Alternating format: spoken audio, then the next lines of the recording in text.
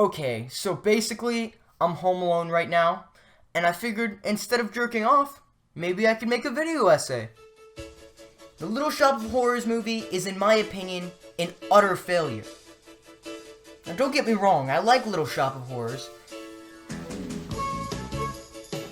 but the changes made to the film are just baffling. Little Shop of Horrors is of course based off of the 1982 musical of the same name, and it is, in my opinion, the single greatest example of the differences between the medium of film and the medium of theater. You see, in 1981, writer and lyricist Howard Ashman, who you'll know as a man who started a little-known thing you may have heard of, I don't know, the Disney Renaissance, and his buddy, Alan Menken, set out to create a musical retelling of Roger Corman's low-budget horror classic, The Little Shop of Horrors. A film about man-eating talking plant. What else? Now, if you haven't seen Little Shop of Horrors yet, A, what are you doing watching this video? B, stop what you're doing and go watch it. I'm saying a lot. But the film really shouldn't be that hard to find. Not that I endorse piracy, of course. I know for a fact there's like a bajillion bootlegs of the musical on YouTube, so go watch it. Oh, you're back already? Or you just fucking didn't pause it and you're just continuing to watch.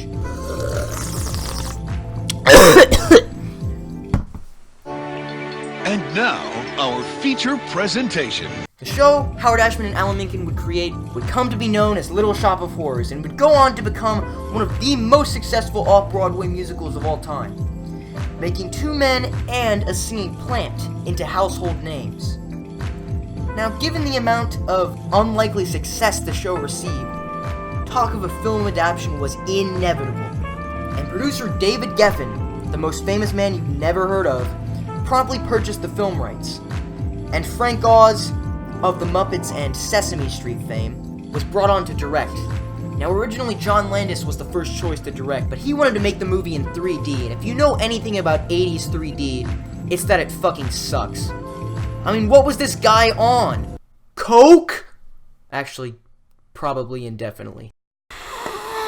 Moving on. Frank Oz was tasked with bringing the story to life on the big screen. But as many know, the ending of the film as seen by audiences in 1986 was vastly different from the one Oz had originally planned. For a long time, the 23-minute original ending of Little Shop of Horrors was one of the most controversial and elusive alternate endings in film history. The ending stayed true to that of the show and featured the leads, Seymour and Audrey, dying, and the plant, Audrey 2, completing its goal of total world domination. My interest in this film actually began when I was in about 2nd grade and I stumbled upon the alternate ending of the film on YouTube. And needless to say, it scared the absolute it scared the absolute poop out of me. And thanks to some mild childhood trauma, I've been interested in this movie ever since. Now, early in production, Ashman and Oz advocated heavily for the ending's inclusion in the film, despite major pushback from Warner Bros. And even though David Geffen thought it wouldn't work, he supported their vision. Upon the completion of the film 2 years later, a test screening was held. And David Geffen was absolutely right. Not unlike my semester transcript, test audience response cards were a calamity. As Frank Oz puts it, cards, I don't know about now, I think now too, one of the most important reactions from the audience is you have to get a 55% recommend. I have the cards at home, I know this. I still have the cards at home, locked away. But you have to have a 55% recommend, which means 55% of the people in the audience must be able to recommend the movie. Mm-hmm. Under that, it's not good. We got 13%. Wow. It was a disaster. That's better than I thought. It was a disaster. Oz cites the power of the close-up as the reason the original ending failed, because audiences got too attached to the characters. In a theater, you're always looking, as an audience member, you're looking at a wide shot. You're always looking at a wide shot. You can decide where you can look, but you're looking at a wide shot. In a movie, I'm telling you to look at a tight shot. You have no other place to look. So that tight shot showed the subtleties of their emotions and the feelings, and then you started falling in love with them. And also, the thing I made a mistake on also, and I learned, is that in theater, they were killed, and then they came out for a bow. Here, they were killed. They didn't come out for a bow. Needless to say, Oz had no choice but to reshoot an entirely new ending meant to appease audiences. While the unfinished original ending first saw the light of day in the 1998 DVD release, which actually went on to become the first DVD to be recalled for content, the completed original ending was released in 2012 with the Director's Cut Blu-ray, and upon viewing it, one begins to realize that the problem lies not within the ending, but within the film as a whole. You see, this is not the first time something like this has happened to a play in its transition from stage to screen. Take Tennessee Williams' A Streetcar Named Desire, and its 1951 film counterpart, for example. Like Oz and Ashman, the studio, also Warner Brothers, forced Williams to make changes to his story for the purpose of making it palatable for movie-going audiences. This included censoring or removing entirely the subject of rape and homosexuality from the story, as well as changing the ending to a considerably more hopeful conclusion than that of the play. And while the film adaptation of Little Shop stays relatively faithful to the show... Hello?! Okay. The Little Shop film stays relatively faithful to the play, at least until the 30-minute mark, when we see our first major change from the source material, the removal of the song You Never Know, which shows the urchins, who are described in the script as 3 black female street urchins who function as participants in the action and a Greek chorus outside it. They're young, hip, smart, and the only people in the whole cast who know what's really going on. In their Greek chorus capacity, they occasionally sing to the audience directly, and when they do, it's often with a secret smile that says, "We know something that you don't." Which brings me to another point. In the play, the urchins act as physical characters who function within the plot, whereas in the movie, they're shipped off to more of an explicit Greek chorus role. That's probably why the song was dropped in favor of Some Fun Now. You see, You Never Know shows the urchin singing directly to Seymour about his sudden success, which allows him to bask in his fame. But because they're not exactly characters in the film, the song is replaced with the decidedly more removed and sarcastic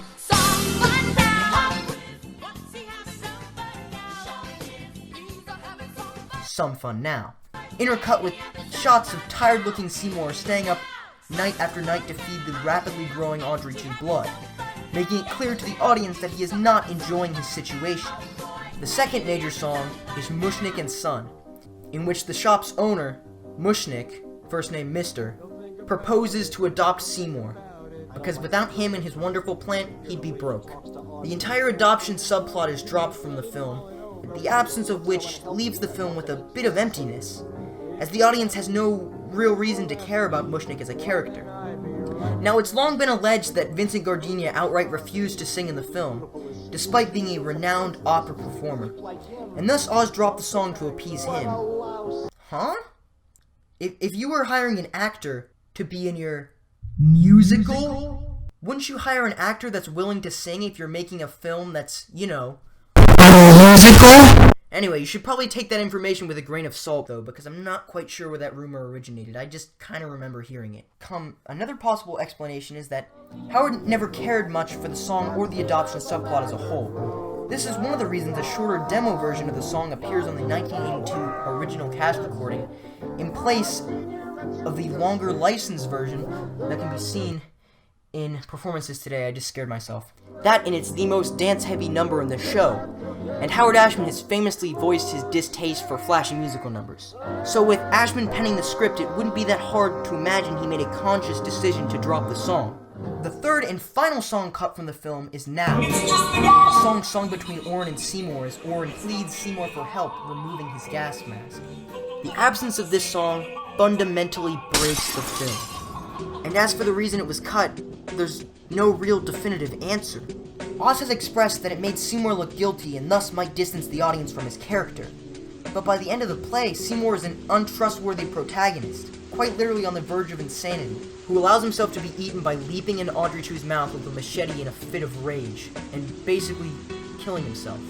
Now compare that to the director's cut, where the final confrontation sees Audrey 2 wrecking the shop and plucking Seymour out of a pile of rubble and eating him whole before spitting out his glasses.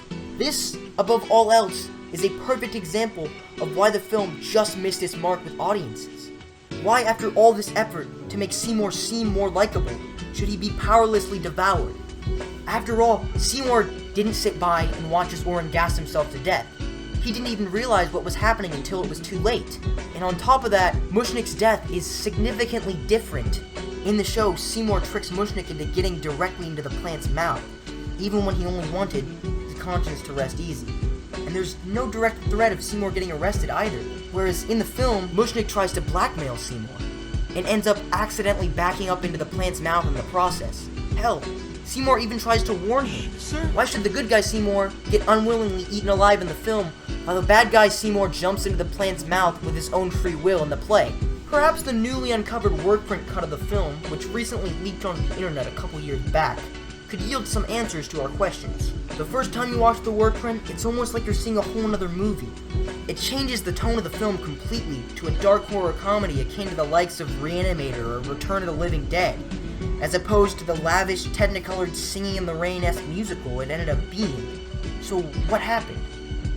I mean, the show is neither of those things. It's not cartoonishly absurd or campy like the theatrical cut, nor is it a gory exploitation flick like the work print. It's rather, as Alan Menken puts it, the dark side of Grease, a bloody B-movie set to the bubblegum rock sounds of the 50s and 60s. The work print's differences are apparent from the very beginning of the film, starting with the opening narration, which is delivered in a much more menacing tone of voice by a narrator that kinda sounds like Vincent Price. I dig that. Some Fun Now features some additional shots of Seymour bloodletting his fingers for the plant, and things quickly get messy. The walls of the dentist's office are now dingy and blood-splattered, and while now it's just the gas is still absent, Oren's death by asphyxiation drags on quite a while longer. Additionally, the sequence detailing the dismemberment and consumption of Oren's body is considerably darker and more sanguinary, even featuring a look at Steve Martin's severed head. And the way in which Mushnick meets his demise is markedly more foreboding and more in line with the show. Seymour's intentions in the scene are made much clearer, as it shows far more of Seymour's schmoozing and coaxing of Mushnick as he intentionally backs him into the plant's gaping maw. The slower pace of the scene, combined with the far more unsettling performance, adds a level of terror not found in the released version. But the most important additional scene in the work print is the complete version of Meat Shall Inherit, which includes Seymour's soliloquy, in which he decides to keep feeding the plant despite the guilt he feels, thus finalizing his Faustian bargain. Another important altercation is an alternate version of the scene in which Seymour proposes to Audrey, where Audrey professes her love to Seymour with or without the plant, which closely... My throat is dry. My throat is real dry. Much better. Which closely resembles the proposal in the show, and the scene after Suppertime reprise in the theatrical cut of the film. Mind-bogglingly, the director's cut fails to include any of these scenes, despite the ending relying heavily on the direct foreshadowing found in the alternate proposal and Seymour's soliloquy. Therefore, the director's cut is nothing more than a theatrical cut with an alternate ending. Going even farther back, a draft of Ashman's screenplay dated February 1985 shows that Now and Mushnick and Son were absent from the very start, which seems to support my theory that Ashman chose to omit Mushnick and Son. You Never Know is also missing from this draft of the script. This time it is instead replaced with a song entitled Thunder Crash rather than Some Fun Now. Well, since production started in late 1985, it seems Oz and Ashman had all these changes in mind from the start. Let's see what Frank Oz has to say about this when asked about it at a Q&A session with the Film Society of Lincoln Center in October 2012. Well, I think there are songs I cut out because I felt it wasn't. The song he sings as he's laughing himself to death. Right. Now it's just gas. Right. Close to renovation. Right. What else? Mushnick and Son. I'm not quite sure now why that happened, but it was certainly structured in my mind. I'm sorry, excuse me, what? But essentially, it was mainly structure. I'm not quite sure now why that happened, but it was certainly structure. I restructured things, I took songs out I thought didn't work. It's great in structure, and the opening was very important in my mind. It was all about structure. Anyway, it was mainly structure. That's what caused me to make decisions to make it like this. But essentially, Shut up. Shut your ugly old-time ancient ass up. It seems to me like Oz has a tenuous grasp over dramatic storytelling, but I should probably cut the guy a little slack as he hasn't had to think about this film in 30 plus years. Although the film omits several songs from the show, one of which is a fun little ditty called Clothes for Renovations. We're clothes for renovations, we're spiffing up and grooming. Anywho, it is the exclusion of Mushnik and Son and Now, which are pivotal in turning the audience against Seymour, as well as the absence of Seymour's soliloquy that doomed the original ending. Oz made the audience see Seymour as a hero, and then made him suffer an agonizing death as the consequence. That is why the original ending did not work. Not because the actors don't come out for a bow, not because the audience got too attached, and certainly not because of close-ups. It is because Oz allowed the audience to get attached by removing things that would otherwise allow the audience to distance themselves from the character. In the show, Seymour sits idly by as Orin pleads for help removing the mask, when he knows full well the consequences. Alternately, in the film, Orin is too hysterical to even utter a coherent sentence, let alone plead for help, which means Seymour doesn't even realize what has happened until it's too late. Seymour's justification for wanting to kill Orin is because he beat Audrey. That's a pretty noble goal, and when he sets out to kill him, he can't bring himself to squeeze the trigger. Oz could have potentially met halfway and had Seymour and Orin sing the beginning of the song, and then Seymour have a change of heart and decide he wants to help Orin, and maybe when he's helping him get the mask off, the gun accidentally goes off and blows Orin's brains out. That would be funny. It wouldn't be faithful to the show, but it would be much more in line with the work print cut. At the very least, it would be something different. At the end of the day, Seymour in the film is just a really sweet guy. And if they were gonna take a darker tone, we never get to see him do anything really nasty like put an axe in Mushnik's back or anything else that would make him deserving of his fate. The Seymour we see in the film is just Rick Moranis at his sweetest and most charming. The thing that Frank Oz fails to address in all of his interviews is the changes he made to the characters.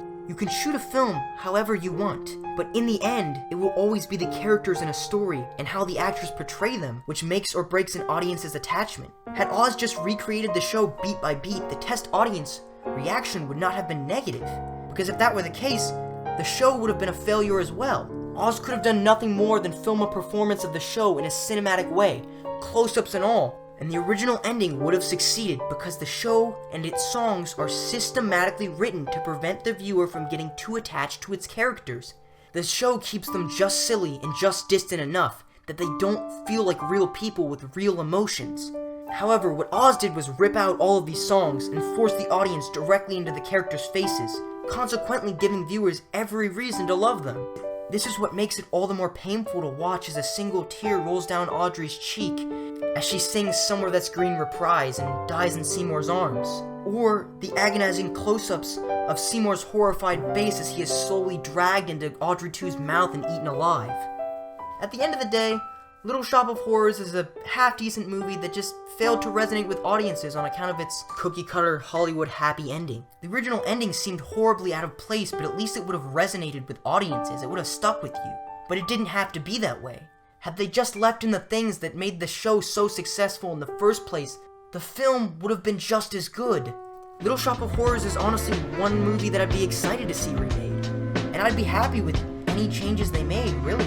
It'd be interesting to see whether or not they change the setting to something like the 1980s and change the musical style, or if they play it by the books and just adapt the show. Honestly, I'd be happy with either of those. The power of the motion picture cannot be underestimated. The medium of film can greatly enhance a story, just as a play, novel, or video game can. Each medium has its own advantages as well as its limitations. But in the end, no matter what medium a story is told through, whether it be a play, a film, a musical, a novel, a comic book, a video game, or even a painting, it is the story and its characters which dictate the viewer's emotions. not the medium in which that story is told. Thanks for watching. I'm gonna go masturbate now.